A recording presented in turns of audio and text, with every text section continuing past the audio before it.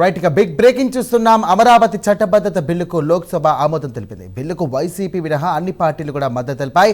అమరావతి రాజధాని చట్టబద్ధత బిల్లును కేంద్ర హోంశాఖ సహాయ మంత్రి నిత్యానంద రాయ్ సభలోకి ప్రవేశపెట్టారు. ఈ బిల్లుపై దాదాపు 2 గంటల పాటు చర్చ జరిగింది. ఇదే అంశానికి సంబంధించి మరిన్ని డీటెయిల్స్ అంశానికి ఒక రెస్పాండెంట్ శ్రీహరి సిద్ధంగా ఉన్నారు.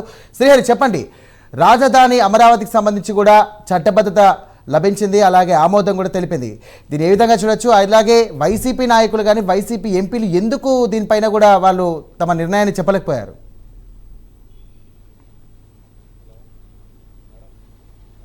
రైట్, ఏదైతే అమరావతి రాజధానికి సంబంధించి ప్రధానంగా ఏదైతే తీర్మానం ఏదైతే రాజధానికి గెజెట్ నోటిఫికేషన్కి సంబంధించి తీర్మానాన్ని ఇటీవల అసెంబ్లీలో అయితే తీర్మానానికి ఏకగ్రీవంగా ఎమ్మెల్యేలంతా కూడా ఏకగ్రీవ తీర్మానం చేసి అదేవిధంగా దాన్ని పార్లమెంట్కి అయితే పంపించిన పరిస్థితి. అయితే ఈ పార్లమెంటు ఏదైతే అమరావతి రాజధానిలో ఏదైతే గెజెట్ నోటిఫికేషన్ ఉందో దాంట్లో ప్రధానంగా అమరావతి అనేది చేర్చేందుకు ఏదైతే రాష్ట్ర ప్రభుత్వం తీసుకున్న నిర్ణయం ఉందో దాన్ని కూడా నేడు కేంద్రంలో బిల్లు అయితే ప్రవేశపెట్టారు.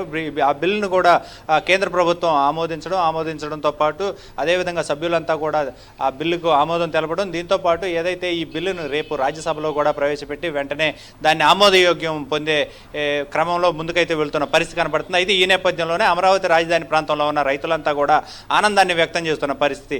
అయితే గత 5 ఏళ్ల పాలనలో వైసీపీ ప్రభుత్వ 5 ఏళ్ల పాలన ఏదైతే ఉందో వైసీపీ పాలనలో పెద్ద ఎత్తున రైతులంతా కూడా ఏదైతే కొంత గందరగోళ పరిస్థితికి నెలకొన్న పరిస్థితి.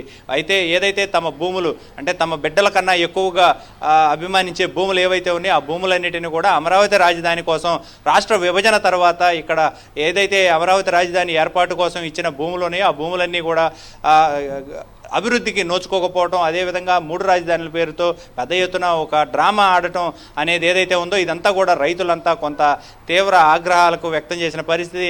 అయితే ఆ 5 సంవత్సరాల పాలన ఏదైతే ఉందో 5 సంవత్సరాల పాలనలో పెద్ద ఎత్తున నిరసనలు, రాస్తారోకులు, రోడ్లు ఎక్కి ఈ పాదయాత్రలు, ఏదైతే తిరుమల పాదయాత్ర, అదేవిధంగా ఇటు ఏదైతే అరసవల్లి సూర్యనారాయణ వద్దకు కూడా పాదయాత్రతో వెళ్ళిన పరిస్థితి. అదేవిధంగా ఓవరాల్గా ఏ పార్టీ అయినా సరే అన్ని పార్టీలతో సహా మమేకమయ్యి అమరావతి రాజధానికి సంఘీభావం తెలిపిన పరిస్థితి. అయితే ఉప ముఖ్యమంత్రి పవన్ కళ్యాణ్ ఆ రోజు ఏదైతే మందడంలో ఇచ్చిన హామీ ఏదైతే ఉందో రాజధాని రైతుల కోసం నేను ఖచ్చితంగా మీకు హామీ ఇస్తున్నాను, రాజధాని ఏదైతే ఉందో అది ఖచ్చితంగా ఇక్కడే ఉండాలి అని చెప్పని ఆయన స్పష్టం చేసి ఆ స్పష్టత మేరకు ఏదైతే గత ఎన్నికల సమయంలో కూడా కూటమి ప్రభుత్వం అధికారంలోకి వచ్చిన తర్వాత ఖచ్చితంగా అమరావతి దానిపైన ఏదైతే గెజెట్ నోటిఫికేషన్ ఉందో నోటిఫికేషన్ తీసుకొస్తామని చెప్పని అప్పుడు రైతులకైతే ఇచ్చిన హామీ మేరకు నేడు దానికి సంబంధించి కూడా ఈ మొన్న అసెంబ్లీ తీర్మానంలో కూడా ఉప ముఖ్యమంత్రి పవన్ కళ్యాణ్ ఒక స్పష్టమైన వాగ్దానం అయితే చేసిన పరిస్థితి.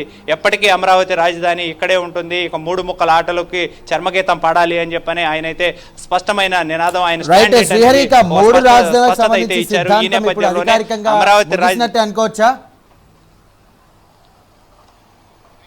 ఖచ్చితంగా, ఎందుకంటే అమరావతి రాజధాని కోసం ఏదైతే 5 ఏళ్ల నిరీక్షణ ఏదైతే ఉందో 5 ఏళ్ల నిరీక్షణకైతే ఇంకా స్వస్తి పలికినట్టే. ఖచ్చితంగా అమరావతి అనేది ఈ గెజెట్ నోటిఫైలో కూడా పొందపరిచింది. అయితే దీనికి కూడా ఇప్పటికే కేంద్ర పార్లమెంట్లో ఆమోదం పొందింది. రేపు రాజ్యసభలో ఆమోదం పొందిన తర్వాత ఏదైతే అంటే ప్రధానంగా చూసుకున్నట్లయితే రాష్ట్రపతి ఆమోదయోగ్యం పొందిన తర్వాత ఇక దీన్ని శాశ్వత రాజధానిగా పరిగణించవచ్చు.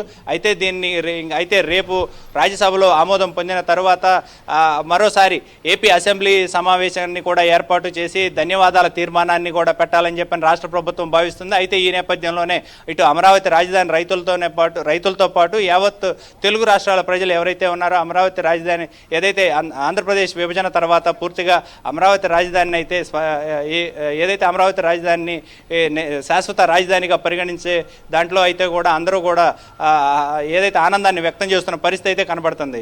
సాయిరామ్, రైట్. ఇంకో విషయం ఏంటంటే ఈ వాకౌట్ చేయడం ద్వారా వైఎస్ఆర్సీపీకి సంబంధించి ఏం మెసేజ్ ఇవ్వాలని ప్రయత్నించింది ఆ పార్టీ ఎంపీలు కానీ ప్రజలకు ఎలాంటి మెసేజ్ ఇద్దామనుకుంటున్నారు అసలు?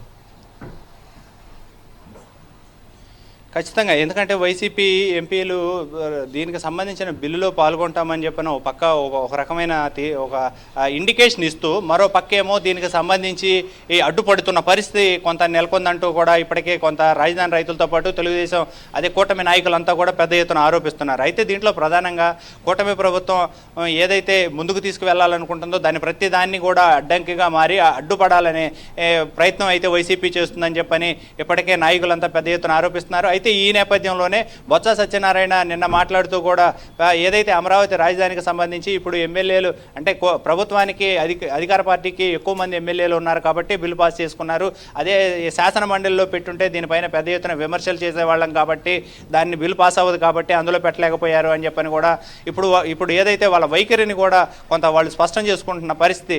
అయితే అమరావతి రాజధాని పైన వాళ్ళ స్టాండ్ ఏంటనేది అర్థమవుతుందని చెప్పని ఇప్పటికే తెలుగుదేశం నాయకులు వారిపైన మండిపడుతున్నారు. అదేవిధంగా రాజధాని రైతులు కూడా తీవ్ర ఆగ్రహం అయితే వైసీపీ పార్టీ పైన ఆగ్రహం వ్యక్తం చేస్తున్నారు.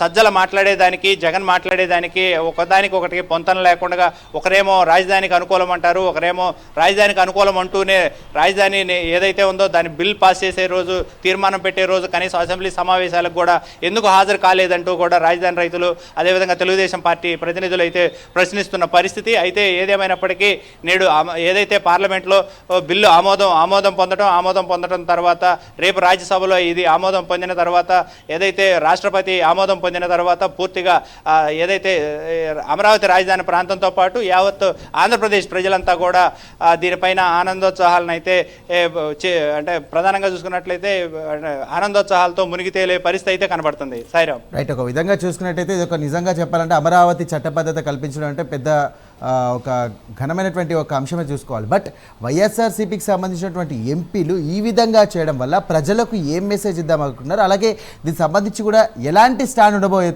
అవకాశం ఉంది అంటే రాబోయే రాజకీయాలకు సంబంధించి?